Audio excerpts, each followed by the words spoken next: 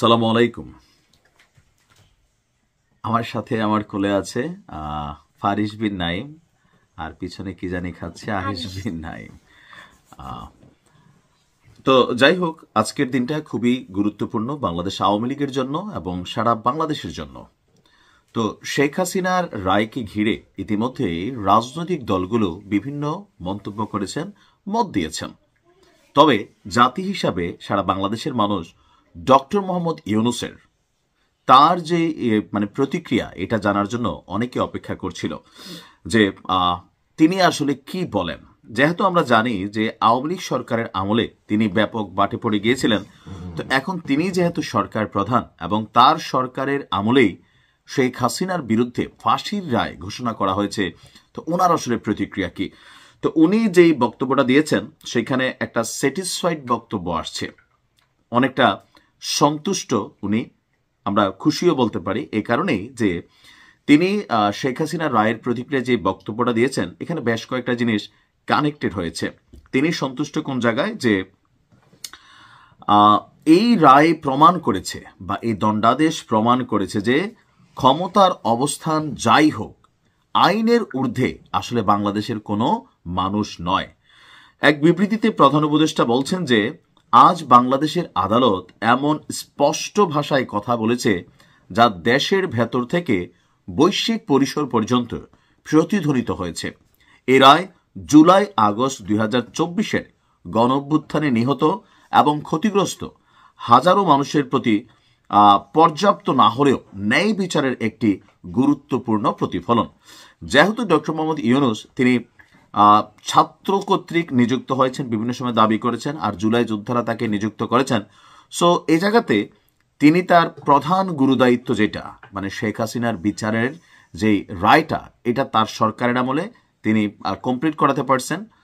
আর সেটার কার্যকরিতা নিয়ে আমরা অ্যাটর্নি জেনারেলকে শুনলাম যে যেদিন শেখ হাসিনাকে গ্রেপ্তার করা হবে সেই দিনই তার রায় কার্যকর করা হবে।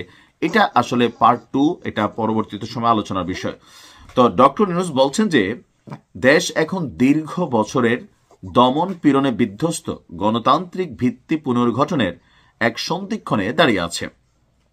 যেসব অপরাধের বিচার হয়েছে, নিরস্ত্র তরুণ তরুণী ও শিশুদের বিরুদ্ধে প্রাণঘাতী শক্তি প্রয়োগের নির্দেশ শুধু আইনের লঙ্ঘনও নয়, রাষ্ট্র ও নাগরিক মৌলিকের মধ্যকার মৌলিক আস্থারও বন্ধন ভেঙে দিয়েছিল।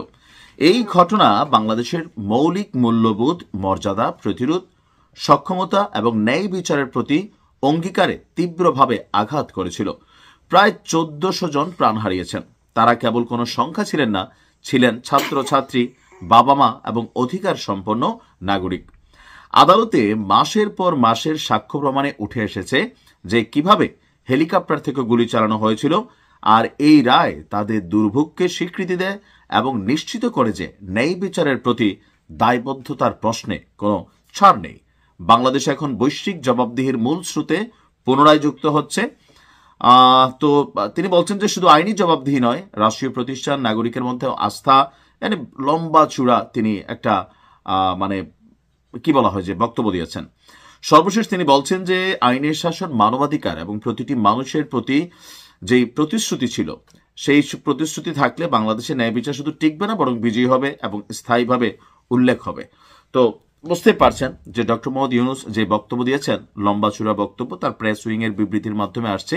তিনি যথেষ্ট খুশি হয়েছেন শেখ হাসিনার রায়ে, আর তিনি মনে করছেন যে এই রায়ের মাধ্যমে একটা জিনিস এস্টাবলিশ করা গেছে যে আইনের ঊর্ধ্বে কেউ না।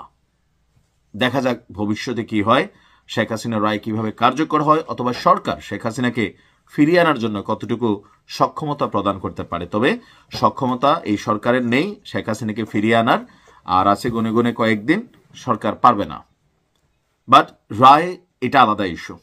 তো আপনি কি মনে করছেন যে আসলে কেমন হয়েছে? আসসালামু আলাইকুম।